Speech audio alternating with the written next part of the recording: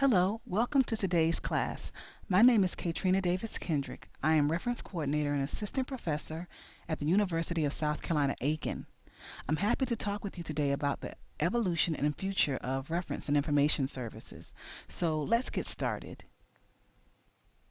The information overload video, which you watched before coming to this presentation, raises lots of questions for the general public, specifically the impact of the explosive growth of information and content creation on the economy, education, science, and technology.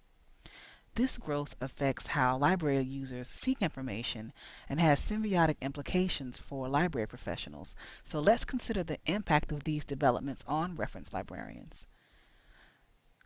Information growth that goes exponentially means that information seeking behaviors change. So, reference librarians in turn must adapt their services from the reference interview to collection development to match those behaviors. In other words, the onus is now more than ever on LIS professionals to meet users where they are, whereas before we could bring users to us. For example, we could get the hair. The constant creation of information also affects how reference librarians collect, manage, and distribute information. At the same time, the information must be accessible and digestible.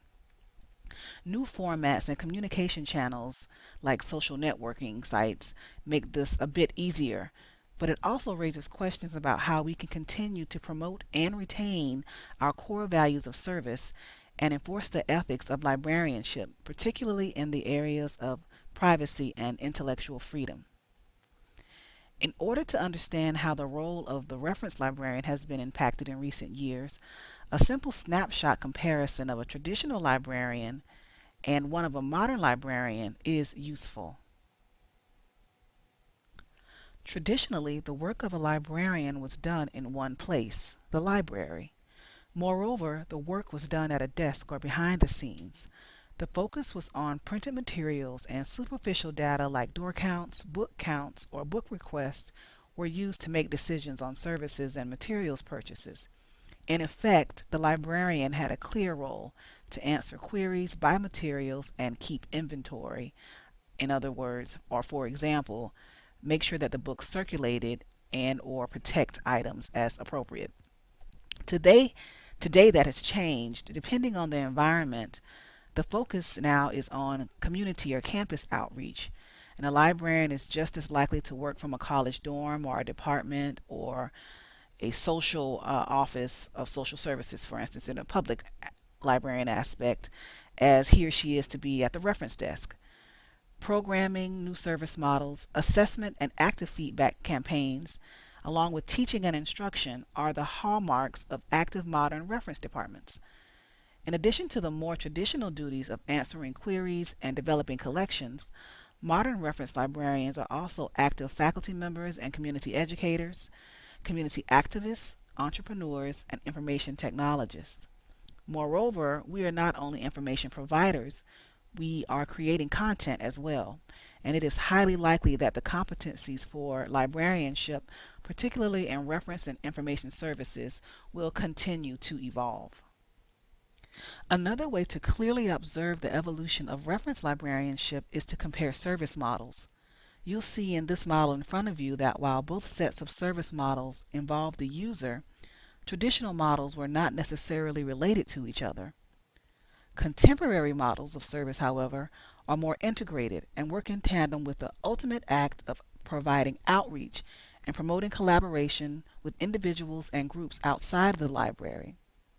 You may be thinking of ways your local libraries reflect either of these models.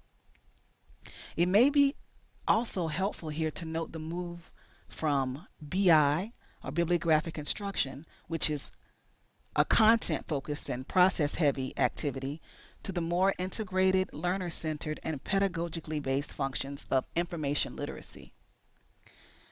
Many reference librarians are now expected to teach semester long courses that promote critical thinking skills as well as research methods. Modern service models have been spawned in part by disruptions in the library market. Beyond other libraries, bookstores, coffee shops, or even, as is the case in some college campuses, dormitories, they have capitalized more quickly on understanding how consumers want to interact with their environments as they live, work, and play. Compounding the competition of the library as place, libraries also contend with what Gibbons calls disruptive technologies, from browsers and resource tools like Google and Wikipedia to more directly competitive items like book readers like Nook and Kindle. These items have forced librarians to reevaluate their roles and reposition themselves as guides on the side and professional touchstones to the sense making processes of information seeking. So, a question you can be thinking about is, beyond market competition, what disruptive technologies do we deal with in libraries today? One of the ways that reference and information services librarians help library users make sense of information seeking processes is a duty that is very traditional, and that is collection development. We see here that collection development today is a bear in itself. There are many more formats to cull, evaluate, purchase, and disseminate. You'll see on the left hand side, in traditional librarianship, we didn't have that many formats. But now, with the advent of institutional repositories, digital libraries, digital archives, and so on, and also we're thinking about international scholarly portals, they all offer exciting opportunities for library users to access more information. And the reference librarian's job is to cull that information and find out what can be distributed in a digestible format that's easily accessible and readily available and meets the information needs of the user.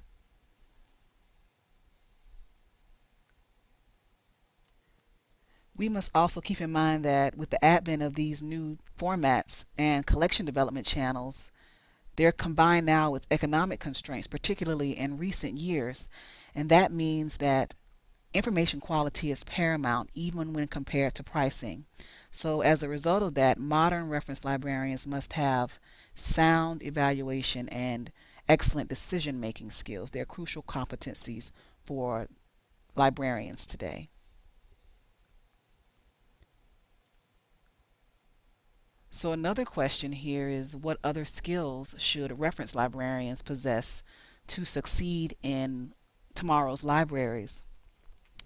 I asked my colleagues about this, and I've included their thoughts along with some of my own. So here we have some knowledge, skills, and abilities of the X.0 reference librarian. Now, you'll see in the literature that librarians who are coming out, or new librarians, newly minted librarians, are called 2.0, 3.0, next gen, so on and so forth. I'm going to call this class X.0 librarians, and I'm sure in the literature you'll be labeled as well. So keep that in mind. So some of the things we have here are some KSAs, and these are in addition to the things you'll find in your text. Number one, project management. You must be able to see a project through from the start of that idea in a brainstorming session and move that idea forward all the way out to the implementation and assessment of that idea. So you'll need to be able to manage that. The next thing you'll want to think about is time management. No matter what library environment you're going to be in, a public library, special library, or as like I am in an academic library, you must be able to manage your time. If you're going to be professionally active, you're going to be doing committee work, and if you're on an academic campus, you're going to probably doing committee work as well. Moreover, sometimes those committees may not be connected to your core duties as a reference and instruction librarian, but you must be able to balance and resolve those goals of those disparate groups, those disparate duties, and be able to manage and resolve those items, whether they're part of your implied duties or your direct duties in your particular job and library environment. You must also have the practical skills and or willingness to learn emerging technology. Now, the key to the idea of emerging technology is that we don't know what's coming down the pipeline sometimes. We don't know what those technologies may be. We don't know how they might be applicable to librarianship or library environments. But whatever comes down the pipeline, You must be able to be willing to learn those technologies and apply them to your job where it's useful and efficient and needed. So within that spirit of being able to learn is also the innovative spirit.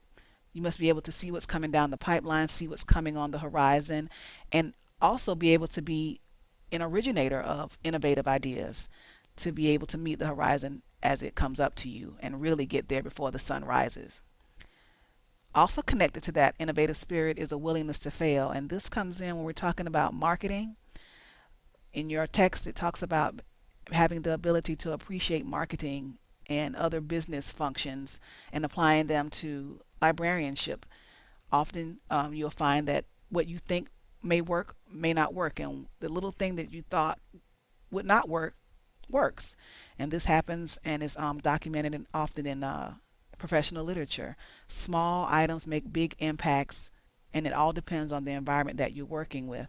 Keep in mind that your willingness to fail also includes and will be guided to a great degree by being able to provide and manage assessment of your ideas and programs and services. Paramount to next generation librarianship is the ability to encourage curiosity in yourself and in others. This ranges from being able to keep your reference desk hours fresh. You might sometimes hear the same reference question over and over again, but for that user, that's the first time they're asking it. So being able to encourage that curiosity in the user. It may also include personal decisions like being professionally active in your professional associations and keeping up with your literature. I also wanted to include a quick note on interpersonal skills, which is sometimes vaguely described as being able to get along with others or read, write, and speak well. However, I think it's more than that. I believe that it's beyond minding your manners, and it goes also beyond being more than just being able to speak and write well.